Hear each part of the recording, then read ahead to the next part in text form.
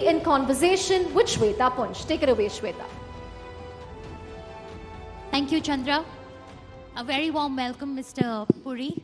It's an honor for us to host you here at Rising India. Mr. Puri, of course, needs no introduction. I'd just like to add administrator, a former diplomat, a cabinet minister. He's also the longest serving urban affairs and housing minister. Thank you. Thank you very much. First of all, I want to thank you for having me here today on a very auspicious day. And I want to take this opportunity to wish all of you a very, very happy Ram Navami. A very happy Ram Navami. I also believe that after 496 years, the temple where Lord Ram was born, Ram Janmabhoomi, will be ready, and next year these Ram Navami celebrations will be in Ayodhya, and I hope your channel covers them then. Well, that's a very, very heartening note, sir, to begin the conversation with. Thank you. Wonderful. You're absolutely right. There is urban renewal, and the kind of work that we are seeing in this space has not been witnessed in India for a very, very long time. I want to begin by asking you, what is the messaging that India wants to give out to the world as it undertakes this massive urban renewal across cities? What is the thought process behind it? I think more than the messaging to the world, there is a ground reality on what is happening. Let me start by saying that between 1947, when the urban population was about 17%, and the total population of India was, I think, about 350 million, to the time that the Honorable Prime Minister assumed responsibility, I'm speaking of May 2014, the urban space was subjected to what can only be described as neglect. In some of my harsher moments, I have used the word that neglect was criminal. And for whatever reason, I think it best comes out, not only because the Honorable Prime Minister has been able to bring about a transformative change, but the figures show that. And whether it's the Ram temple, Ram Janmabhoomi, the temple after 496 years, or what's happening in the urban space, let me give you one or two sets of statistics which I think capture this. Absolutely. The total housing built in the 10 years between 2004 and 2014, total number was 13.46 lakhs in their affordable housing segment, Pradhan Mantri Awas Yojana equivalent. From those 13 lakhs, in the 8 years of the Modi government, it has gone up to 1.22 crores, 9 times higher.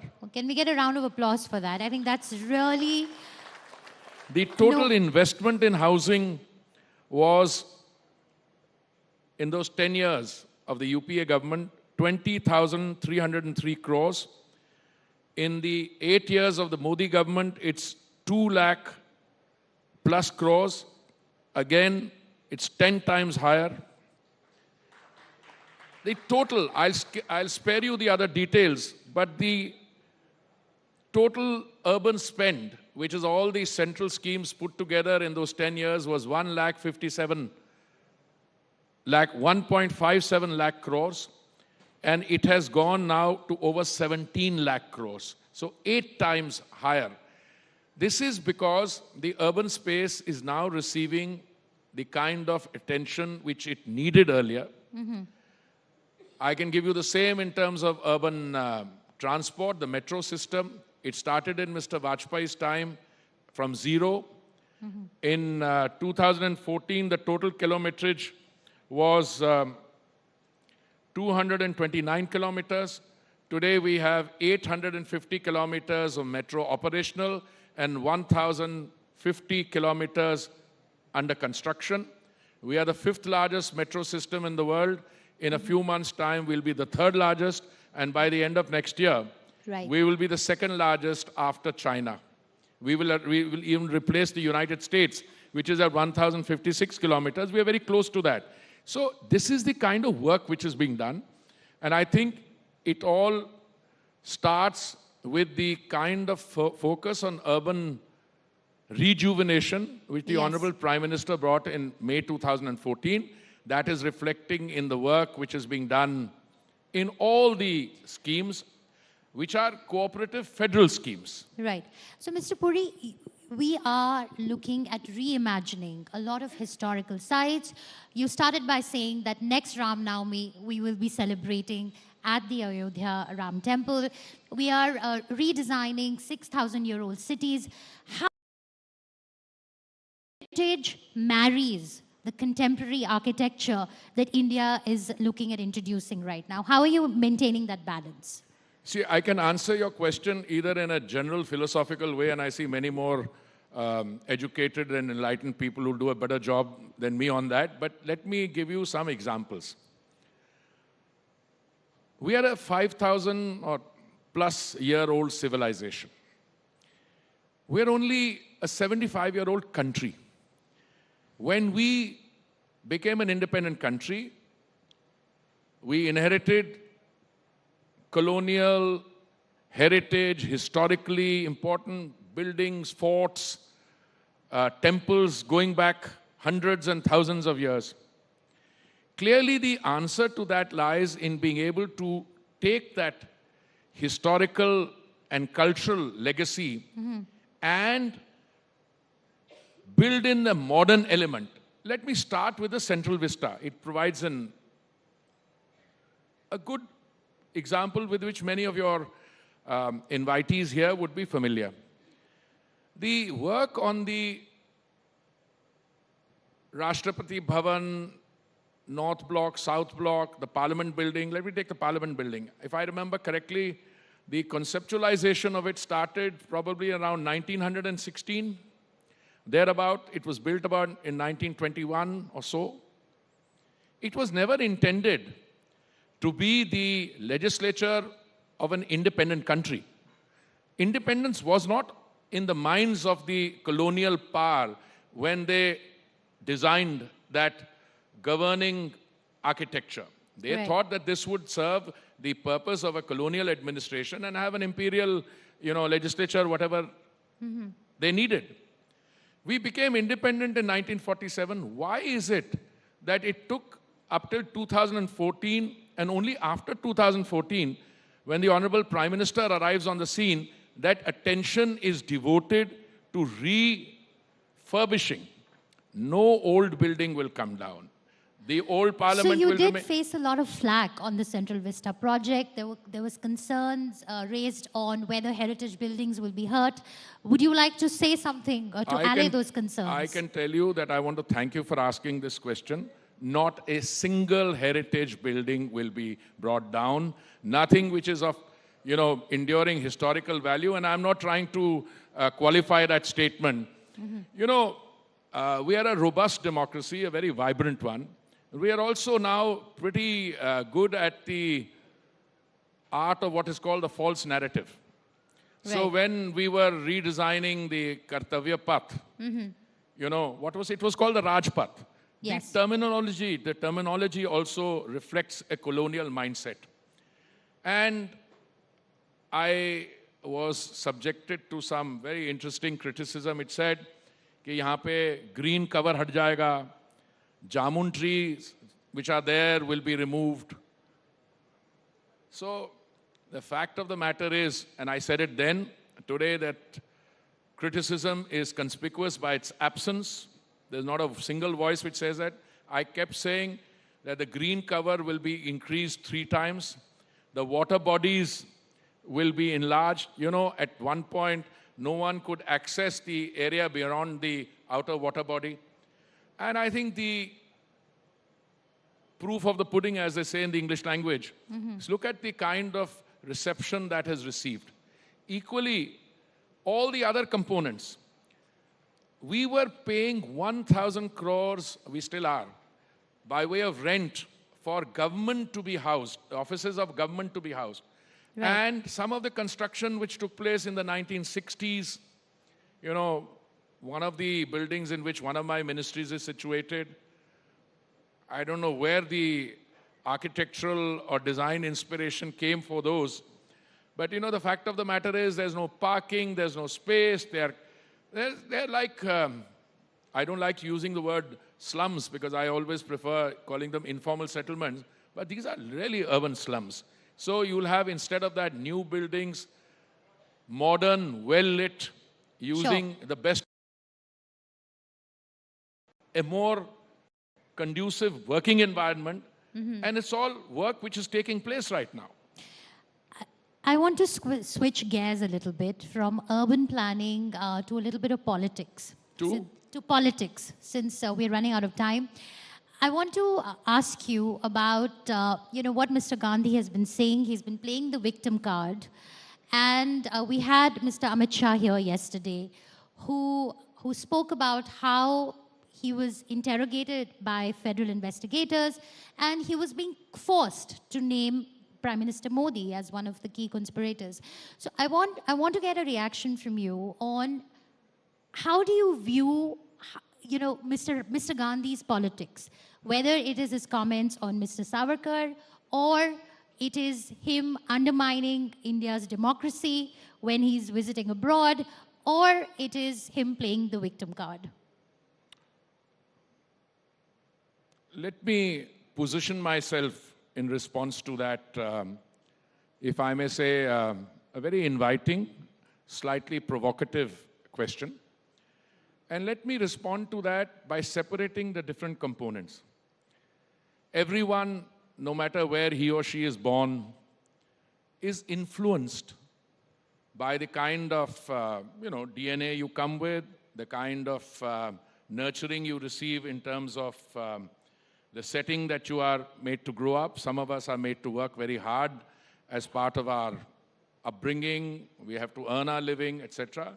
And many more people are perhaps more fortunate. They have, and that results in a sense of entitlement. I'm not going to say on what A said or B said. I'll come to what Mr. Shah said, and I fully empathize, and I think he's making a very, very, very important point. But let me say that a comment made by any Indian politician about Veer Savarkarji. Let me come to that. Look, I'm a student of history, and what I know from my study of Indian history is that a lot of people made outstanding contributions. They made sacrifices of a very high order, and Veer Savarkarji was one of them. He's probably going to be in any listing that you attempt, he'll be right at the top of that listing. Sentenced to life imprisonment. Okay? Now, to compare yourself in terms of what Savarkarji's contribution is, and by the way, I'm married to a Maharashtrian, so that sentiment runs even deeper in the state of Maharashtra. It resonates with all of us. I'm not surprised at the reaction that has taken place, including from the so-called allies of the Congress party. They've all taken exception to those comments. I was also asked a question on this, and I said, wait a minute, and I made a comment. I stand by that comment. But let me come to what exactly is the issue we are discussing today. In a statement which is in the public domain, the young leader, not so young, he's past 50, said he named 3 members of one community, Mr. Nirav Modi, Mr. Lalit Modi, and he named the Honorable Prime Minister. And then he went on to make the astonishing statement that if you look for other people with that, you'll find many more there. I found that unbelievable. But a particular member of that community sought recourse through the judicial process, and the gentleman has been convicted by a court. So the recourse to that lies through appealing to that and getting a stay. It is a very simple solution. You can turn around, you could have said before the presiding judge that I'm sorry, I didn't mean it, etc. But instead what you are witnessing is black attired fashion shows. You are witnessing other fine forms of melodramatics. Now, is he the first Indian politician to have been disqualified through, from membership through a action which has come through the courts? I don't think so. The figure I may not have, somebody mentioned 12, I think it's 17. 17 people have been so disqualified. Right. Now, the executive, the judiciary, the legislature, these are all important segments in a democracy. And his disqualification as a member of the House came as part of that. There's no discretion exercise there. Sure. If you are disqualified by court, and there is a long drama about that ordinance which was torn. I was serving as an ambassador outside, and I saw the look on the face of the then Prime Minister when the press report said that the gentleman had torn an ordinance which they had been passed by the cabinet. Now, my answer to that is that this is a politics, a course of action, where I would some say very low-level discourse, where they are seeking to pursue. Right. I have very clear views on that, and I think the people of India they have rejected it. Now, to go outside the country, now India is rising. I think that's also the broad Rising theme, India, Rising yes. India. Yes. Are people happy about the rising India? I think people in India are very happy about the rising India. People outside are happy about the rising India. But some people Right. are not that appreciative. They have their other thing. Now, to appeal to them and get them to comment on this, I find this, frankly, juvenile. Juvenile. All right. Thank you very much, Mr. Puri. It was a pleasure speaking with you. We've run out of time. I'll hand it over to Chandra. Thank you very much, Mr. Puri. Some amazing insights on the urban side and a lot of headlines on politics as well. I would like to request you to stay back on stage, sir, because we would like to request you to felicitate the real heroes from the field of innovation. Thank you, Shweta, for moderating the session. Ladies and gentlemen, let's take a look at the first winner in this category.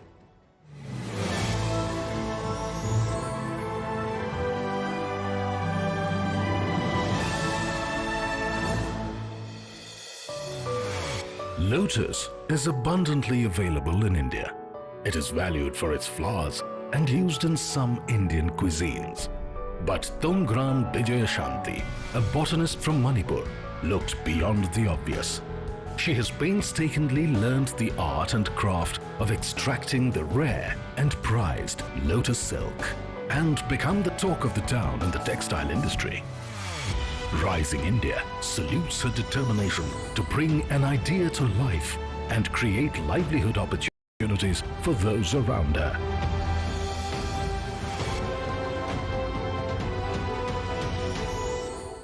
Please welcome Tongram Bijayashanti from Manipur, who owns the innovative startup where the thread is being spun from lotus stem. A huge round of applause for our first winner in the innovations. Let's look at the next winner in this category.